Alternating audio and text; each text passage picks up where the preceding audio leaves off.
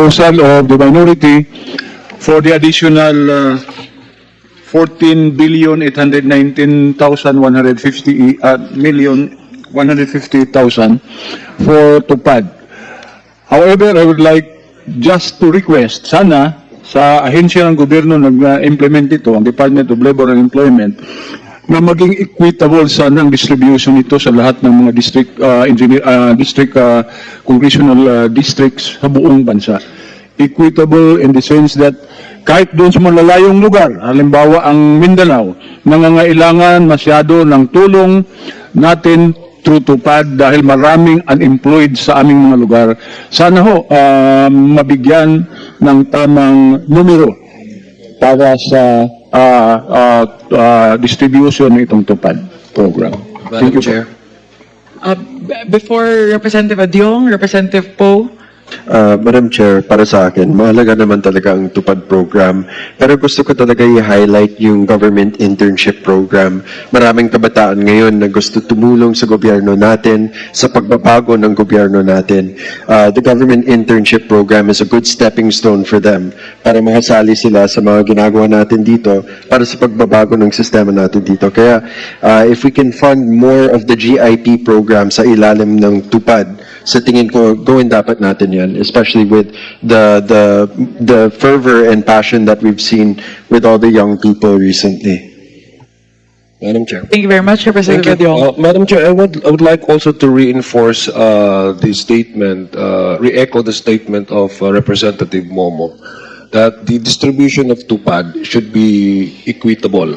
Those areas that are in need of an emergency employment measures.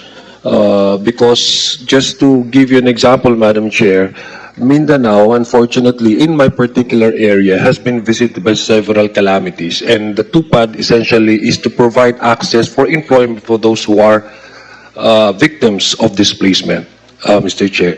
Mindanao, in my area, did not only in the past experience natural calamity, but even man-made calamity, as recently that in recent memory, Madam Chair, is the Marawi siege and many other conflict-affected areas, which unfortunately, Madam Chair, is concentrated in the Muslim minority communities.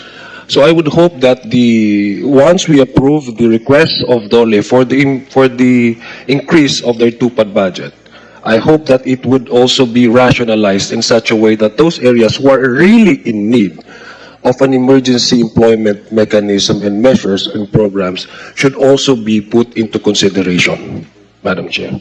Thank you very much.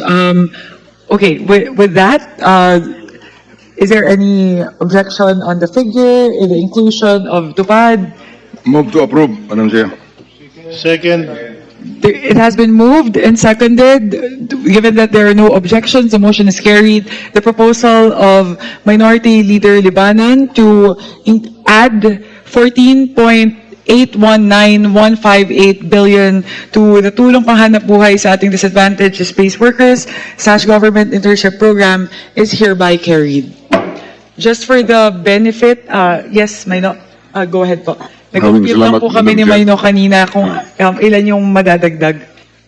Madam Chair, with the approval of the body on the additional of 14.8 billion allocation, ang ating net ngayon ay 12.1 billion at ang magiging total po nito ay 26.9 billion para sa TUPAD program ng ating Department of Labor and Employment. At napakahalaga po ito sa ating mga kababayan dahil ito yung tinatawag nating multi-tool. Kung ano ang problema ng ating mga barangay, bayan ay pwede pong pumasok sa programang TUPAD. At sangayon po ako na kailangan ito ma-distribute, ma-allocate sa lahat ng mga probinsya, distrito sa ating bansa. Madam Chair, maraming salamat po. Thank you very much, Minority Leader Libanan. Next, we move to the next proposal of Minority Leader Libanan with regard to increasing the funding for the DLIP program, the DOLE Integrated Livelihood and Emergency Employment Program. The proposal of the Minority Leader is to increase it, again, Maino, please correct me if I'm wrong, increase it by 3.312610 billion. So 3,312,610,000. Tama po, Madam Chair. Thank you very much. Any comments from the body? None. No objections? No. So we're okay with that figure. Again, siguro, since we're at the beginning pa lang po, these numbers are not set in stone yet. Kasi titignan natin kung nasaan tayo by the end of it. Kasi baka sobra tayo sa 255 billion. So we'll just approve as we go. And then, pag nakita po natin na medyo sumusobra na tayo, or sumobra tayo mamaya sa running total natin, we just revisit the figures that we approved at the beginning. Move to approve the proposal, Madam Chair. And it has been moved and seconded. The motion is carried. The proposal to increase the budget of DLIP by 3.3126110 billion is hereby carried. Next, we move to TESDA, the two programs under TESDA. The first proposal is with regard to the special training program, Special Training for Employment Program, or STEP. The proposal is to increase it by 635,200,000. Yes, Madam Chair. Relative to test the fundings insofar as special training for employment program is concerned, si minority, he made mention of the 635 million additional budget for STEP. Ito po, Madam Chair, ang solusyon siguro, pandagdag na solusyon sa problema ng ating mga kabataan, lalo na yung mga in-school and out-of-school youths na nangangailangan ng agarang employment pagkatapos ng kanilang training. So, Madam Chair, I totally agree and move for its amendment for the approval ng Madam Chair? 635 million Yes. for STEP. Question lang, how much is in the Yes, NEP already for STEP? Just for everyone to know. NEP? Secretariat? I think it's 19 billion ba?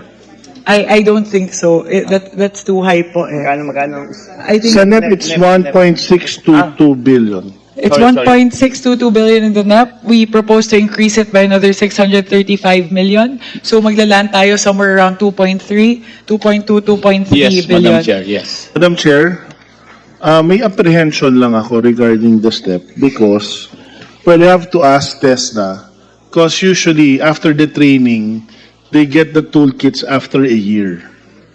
So yun na yung apprehension. I want to increase it, but can we ask also TESDA kung naayos na nila yung procurement plan nila? Because just imagine, I finished my training now, and then I get my toolkits 9 months after or a year after. So, basta na hindi lang masayang yung pera na ina-allocate natin sa kanila. So, that's my only apprehension, Madam Chair. Madam Chair,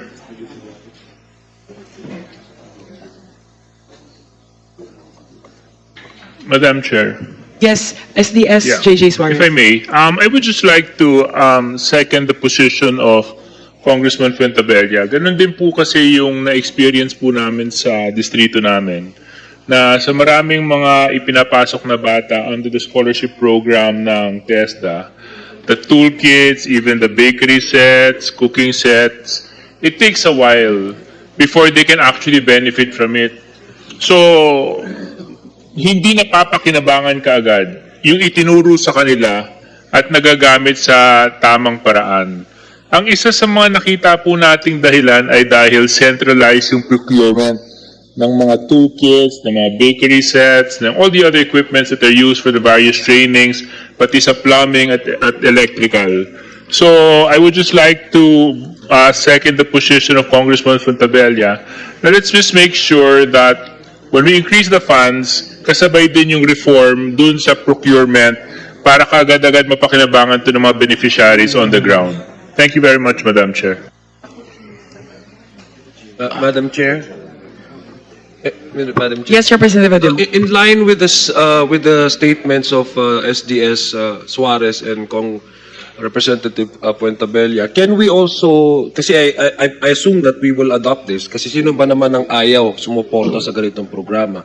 But the issue is more on administrative. I think the process by which they are to proceed with the bidding process and procurement process delays the very intention and motivation of this program to provide assistance to the students. Can we also make like a kulatilla? Like we can actually cite in the special provisions that this funding, because the problem is the procurement process, why not, tama po yung sinabi ni SDS Suarez, why not you devolve na lang the functions of these regional departments so that they can proceed with the bidding process, those budget that are allotted to each regional departments para mas mapabilis yung kanilang procurement at mas pabilis yung pagsuporta at pagbigay ng suporta sa mga kabataan. I would suggest, Madam Chair, we include that as a special provision in the part of the amendments, Madam Chair.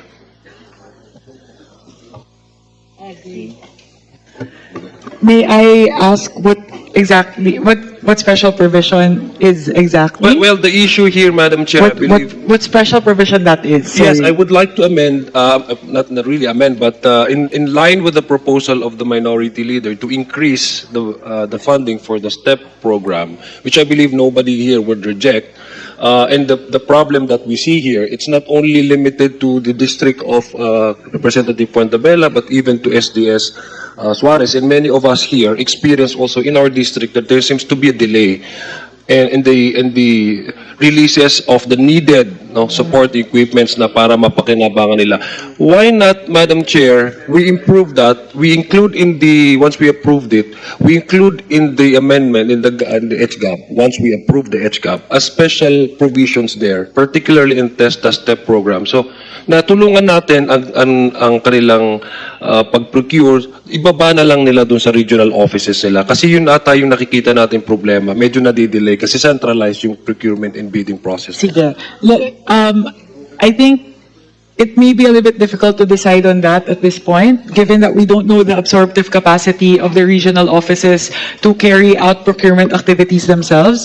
So siguro po, TESDA is Kong Gila Garcia, Vice Chair Angela Garcia is the budget sponsor for TESDA. So we'll request for her help in sounding off to TESDA before in the later meetings of the BARC, pag-usapan po natin kung pwede natin ipasok yung special provision. Kasi baka imbes na makabuti, baka lalo pang mapasama kasi baka walang capacity yung regional offices and provincial offices of TESDA to carry out procurement activities. So we can discuss that later on. Or siguro, Madam Chair, as, just so that we can compromise, since BARC naman recommendatory yung nature natin, maybe when we hit the plenary debates for TESDA, this can be asked to the sponsor of TESDA.